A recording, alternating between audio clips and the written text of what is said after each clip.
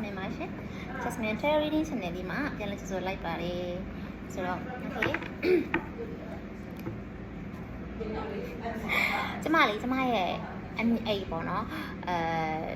energy မချက်တော့ energy မချက်တော့ကျမတခါတည်းပဲ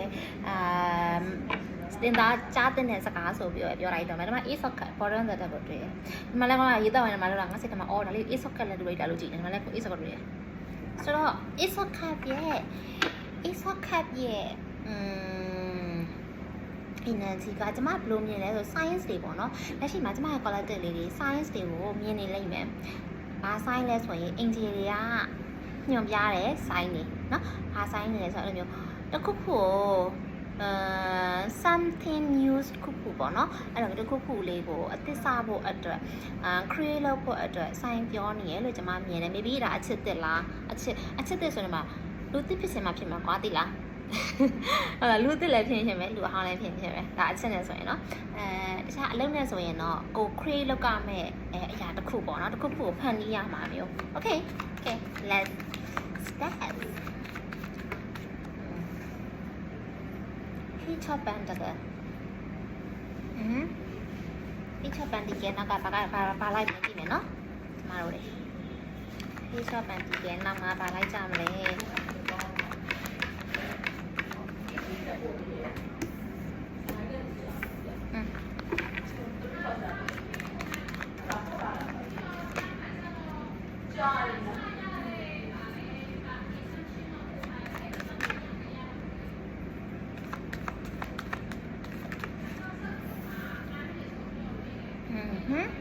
ကျမဘယ်လိုမြင်လဲဆိုတော့ okay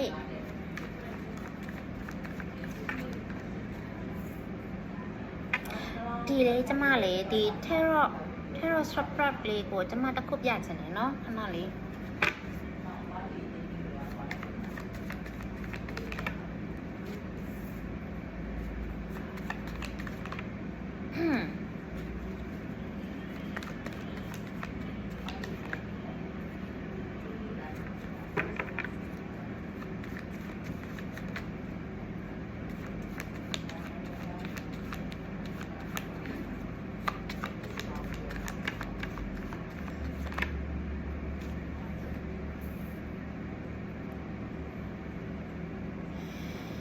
လူတွေမြင်ရလဲဆိုတော့ကျမကပေါ့နော်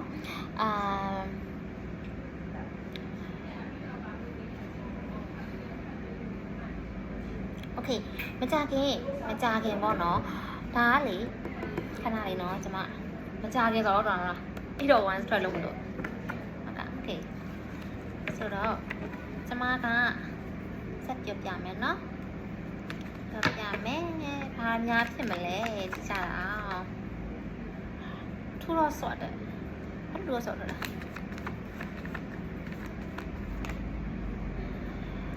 okay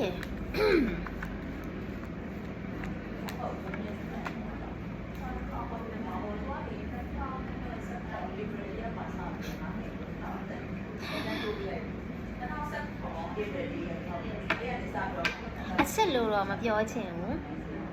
ဒါပေမဲ့အချစ်ဖြစ်နေတယ် okay ဆိုတော့လေအချစ်တော့မဟုတ်ချင်ဘူးဒါပေမဲ့အချစ်ဖြစ်နေတယ်เนาะဆိုတော့ကိုယ်လာပြီးတော့offer တစ်ခုလာပေးဖို့ရှိရယ် offer เนาะ offer ဆိုတာတောင်းပန်ခြင်းလို့ကျွန်မမြင်တယ်တစ်စုံတစ်ယောက်ကလာတောင်းပန်လိမ့်မယ်เนาะကျွန်မ collective လေးတွေကိုတစ်စုံတစ်ယောက်ကလာပြီးတောင်းပန်မှမျိုးတွေ့ရတယ်သူကလေလိုတော့မဆိုအရင်တော့မာနခံတာပေါ့နော်ဒီမှာကျမရဲ့ terror ရဲ့ဘာလို့ကျမအဲ့ဒါကြီးပြောနေလဲဟဲ့ဒီ terror reader ကပြောစနာလေးရှော့ပြောနေတာပါလေလို့ပြောနေမှာဆိုလို့ကျမကဒီဟာလေးကိုကျမပြချင်တယ်နော်ဒီ terror reader ကပြောစနာလေးဆွပြောနေတာပါဆိုတာမျိုးပြောနေမှာဆိုလို့နော်ပြောနေမှာဆိုလို့ကျမကဒီဟာလေးကိုပြလေးကိုကျတော့ပြမယ်ပြမယ်နော်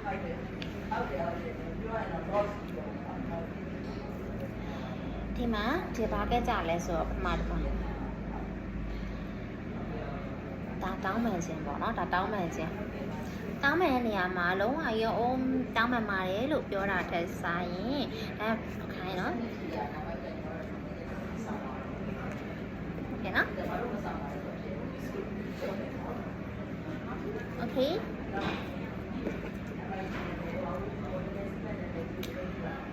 ကတ်ကြတယ်ထာဝါကတ်တိုင်းမကောင်းလားဆိုတော့ no မဟုတ်ဘူးเนาะကျမဒီမှာဘယ်လိုမြင်လဲဆိုတော့စလာတဲ့ကတ်ကကောင်းတယ်လားကောင်းမှုအတွက်လာတာဒါဒီ someone ကိုယ့်ရဲ့တရားရောက်ပေါ့နော်ကျမရဲ့ quality လေးတွေကိုစီကိုလာပြီးတော့တောင်းပန်မဲ့သူတယောက်ရှိရယ်เนาะတောင်းပန်မဲ့သူတယောက်ရှိရယ်အဲ့သူပါလေနည်းနည်းလေးမာနကြီးရတဲ့သူမျိုးဖြစ်တယ်တဲ့မာနကြီးရယ်ဒါပေမဲ့မာနကြီးရယ်လို့ပဲပြောရမယ်မာနကြီးတာမဟုတ်ဘူးအတ္တကြီးရသိလားလီယိုမဟုတ်ဘူးအမ်ပါရာဖြစ်နေလို့အတ္တကြီးရအမ်ပါရာတွေရဲ့တဘောကအတ္တပေါ့နော်ထိန်းချုပ်ခြင်းနဲ့ control လုပ်ခြင်းနဲ့အတ္တကြီးရယ် ego ရှိရယ်ကွာသိလားအဲ့ဒါကအမ်ပါရာပဲဆိုတော့သူ့ရဲ့အတ္တကိုပေါ့နော်နည်းနည်းလေးညှိပြီးတော့မှကိုနဲ့ဒီသူ့မှာရှိနေတယ်ပေါ့နော်သူဒီပေါ့ကိုစီမလာခင်เนาะကိုစီကိုမလာခင်ကျမ collector လေးတွေစီကိုမလာခင်မှာသူရဲ့အတ္တเนาะ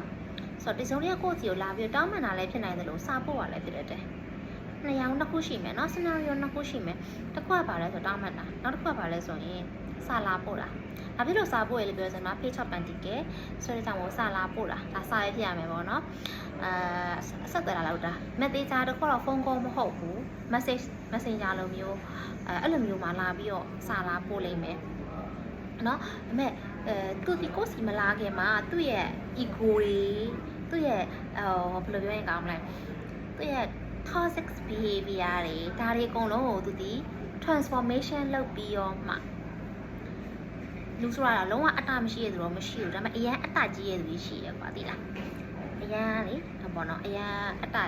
self love နဲ့အတ္တ ego ကြီးရတယ်မတူဘူးနော်သိလား self love က self love ego က ego တူအဲ့နှစ်ခုမရောစေချင်ဘူးနော် okay ဆိုတော့သိမှာပါနော်ကျွန်မရဲ့ quality လေးတွေကဆိုတဲ့အခါကျတော့သူရဲ့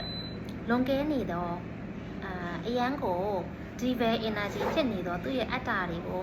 သူထိန်းညှိပြီးတော့မှပြီးတော့လေသူ့ရဲ့ဒီအတ္တကလေဘယ်ရလာရဲလို့ပြောရမယ်ဆိုရင်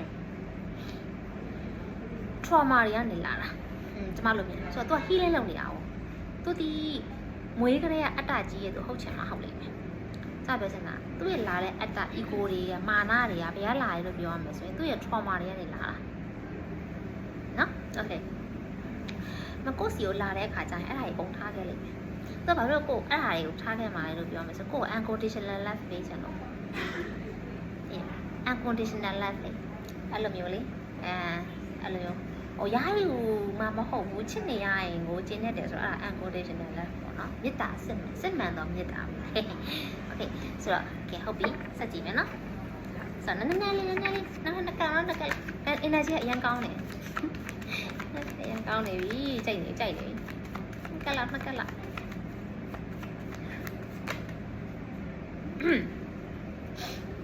ဒီမှာကျမဘယ်လိုမြင်လဲဆိုတော့လေHermit ကကိုတွေ့ရတယ် Hermit and High Priestess ဆိုတချို့တွေကိုယ့်ရဲ့ intuition ကပြောနေပါလိမ့်မယ်ကျမကပြောပြီးသားเนาะကိုယ့် intuition ကလာပြောနေလိမ့်မယ်လိုသိပြီးသားပါတဲ့ intuition ကသိပြီးသား Hermit ကိုတော့ကျမနည်းနည်းလေးဟောလုပ်မှရမယ်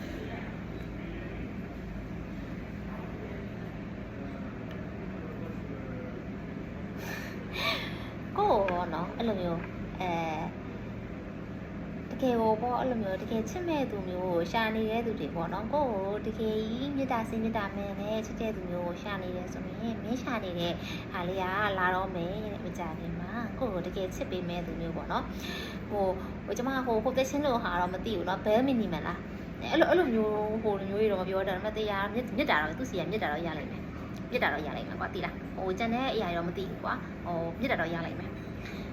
စားအိုးလောင်တချင်းစားဦးလောင်တချင်းရဲ့ပါတယ်လိုချင်ဆုံးမင်းစီယာကမြစ်တာတရားလေးဆိုအဲ့လိုမျိုးမြစ်တာတရားကိုရလိမ့်မယ်ကျန်တာတော့မပြောတော့ဘူး